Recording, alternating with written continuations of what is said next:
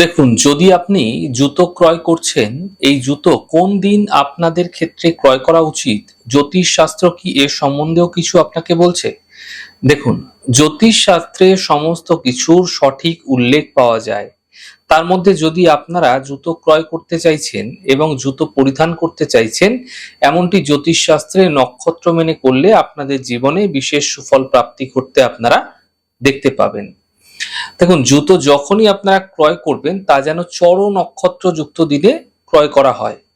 অশ্বিনী নক্ষত্র জ্যোতিষশাস্ত্রে চর নক্ষত্র বলা হয়েছে অশ্বিনী নক্ষত্রকে।